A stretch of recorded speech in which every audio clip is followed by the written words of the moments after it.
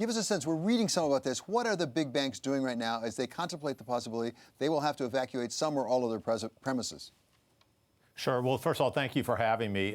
So this is part of the regular business continuity planning that the industry does across the industry, from the largest to the smallest institutions, on a regular basis. And we go back, if you look at different events we've been through, from 9/11, financial crisis, SARS, Superstorm Sandy, and we try and learn from each of those, as well as the training we do in between. And so for the past several months, as the coronavirus has started in China, we've been liaising with our members along with our colleagues in Asia and in Europe, and to your point, dusting off the playbooks that firms have developed of what do you do if you can't get into the office, if you have to send people home, you have to send people to remote locations or redundant locations, all of which the firms have. And again, every time we learn something different, we make changes for it.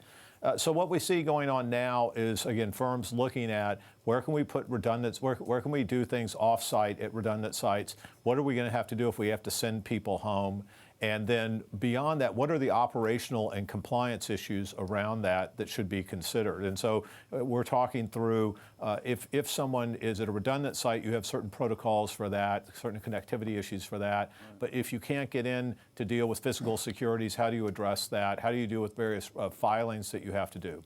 From home, you have certain issues around supervision, recording of communications and the like. And again, we're talking to our regulators about how would we work through that?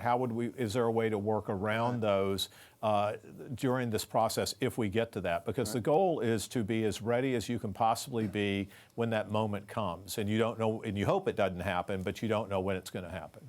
So I'd love to hop in here. I actually served on the board of a bank for almost 10 years, and I can assure you that a lot of tire kicking has been done over the years for a multitude of different reasons, many of them that have already been mentioned in terms of previous shocks.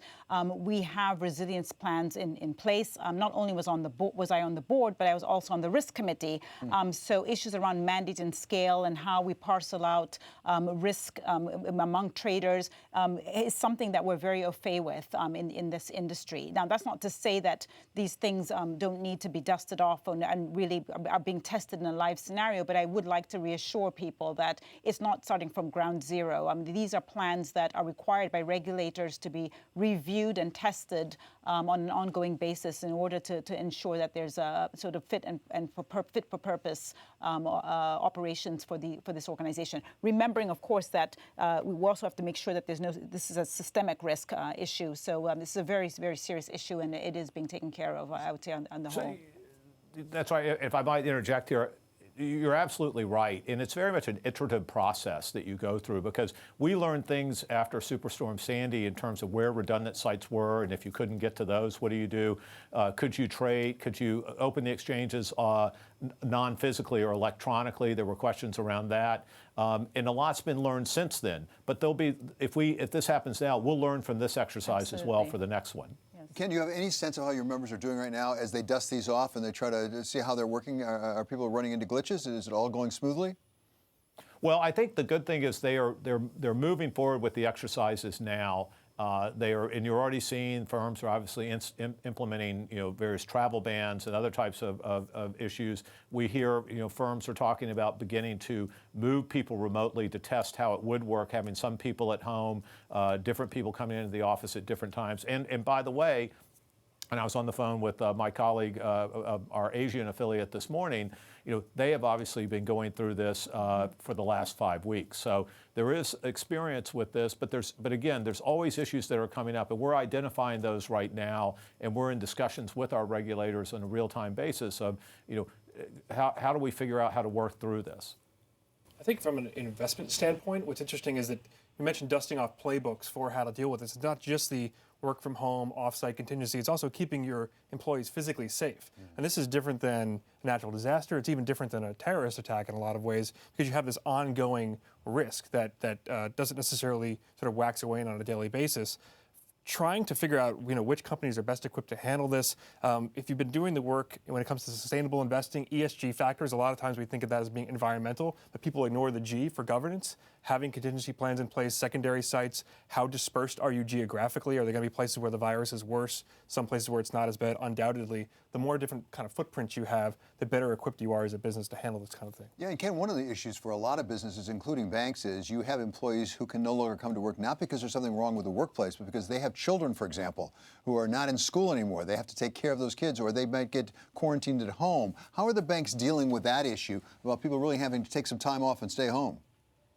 I mean, that's a very good question, and that's something that certainly the firms are considering is whether it's contingent issues that you have because of schools being closed or transportation concerns, and I would say also the number one priority of the firms that they tell us is the health and safety of their workforce to begin with. That's their most important asset that they have.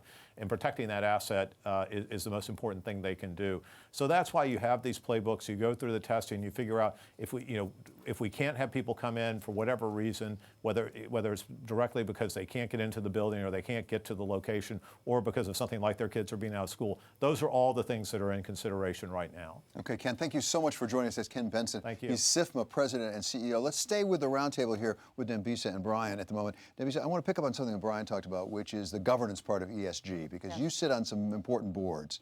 Yes. Give us a sense, beyond the banking sector, about how a CEO, how a board, how senior management deals with the situation, which can really be a substantial, unexpected downturn, such as we're facing right now. Yeah, so, I think what's really important, taking a step back and thinking about what is the actual mandate of the board. The board, in many respects, has really three roles. One is to oversee and provide input in terms of strategic long-term thinking. We obviously get short-term, medium-term, and long-term discussions around what the strategic plans for the company are. The second, these, by the way, are not in order. The second mandate role is hiring the CEO, hiring and or firing, hopefully not firing, but hiring the CEO, and obviously what a whole lot of what that entails. The third aspect is really around culture, which is somewhat new, and I think a lot of the G and the ES fall into this sort of broader cultural area.